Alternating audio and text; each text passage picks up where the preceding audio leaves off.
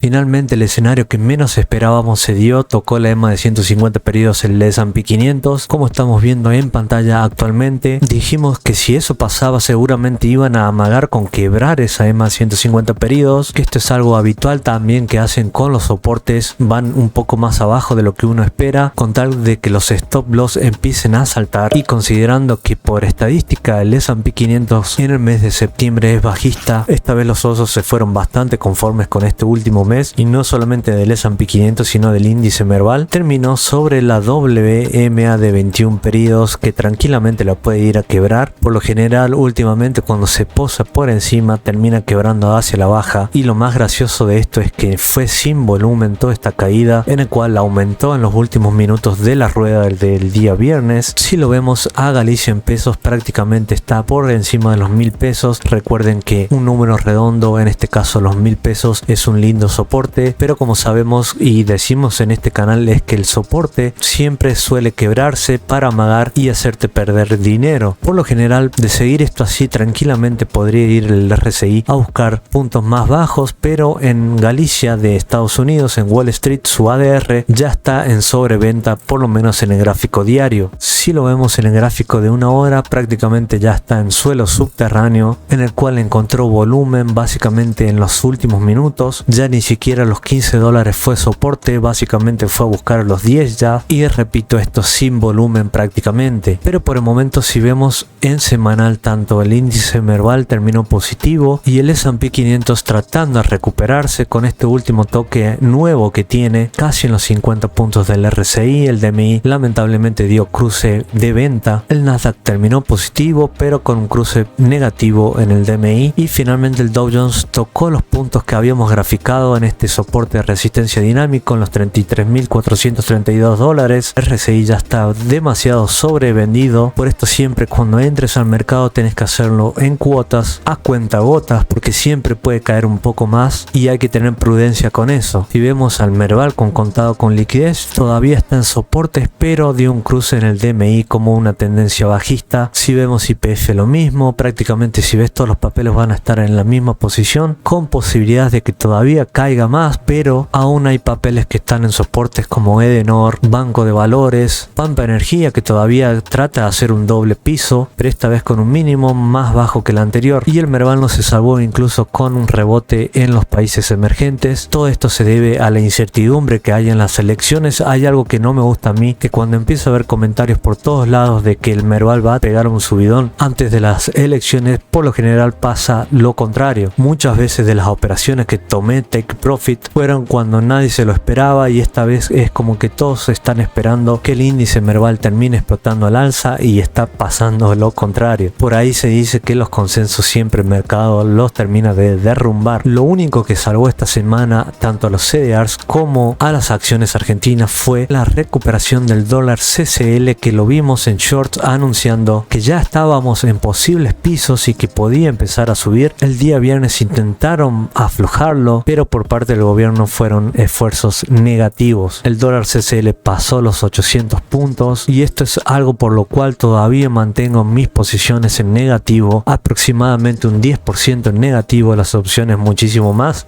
Pero veremos cómo empieza el mes de octubre. El primer día del mes siempre es importante tenerlo en cuenta, cómo comienza, para ver si el optimismo puede regresar, aunque los indicadores estén diciendo lo contrario, salvo en algunos puntos del RSI que ya están en sobreventa. En papeles como Apple está amagando a quebrar nuestro soporte que teníamos mencionado como lema de 150 periodos, y básicamente todos los papeles estamos casi igual, salvo AMD que trató de amagar. Siempre van a ir en contra de tu soporte y va a recuperar el precio, sobre todo si el RSI ya está sobrevendido. Esto es algo que tiene que pasar, ya sea en un pullback, un simple rebote, pero tiene que pasar. Miren esta caída de Boeing, ya prácticamente en los 17-20 puntos. Si estarías comprando un 20% menos de lo que fue, y el sector financiero está prácticamente en los mismos niveles de siempre. Caterpillar se encuentra en la misma situación, John Deere está queriendo hacer nuevos mínimos, pero porque pagó dividendos. Disney está haciendo un doble soporte, está tratando de aguantar los $80. Finalmente la semana clave terminó de esta manera, dando cruces en algunos indicadores. Hay que tener en cuenta que no haga nuevos mínimos, porque si no ya prácticamente a largo plazo estaremos viendo de que los gráficos en semanales toquen su propia EMA de 150 periodos para testear todo este rally que hubo, porque ya hace meses que venía subiendo el mercado de una manera muy compulsiva, sobre todo en los últimos meses. En el caso de que esto siga así, lamentablemente tendré que tomar posiciones y salir por primera vez en todo este año en negativo. Esto es algo que tiene que pasar en el mercado y no siempre se gana, así que suscríbete. Un saludo.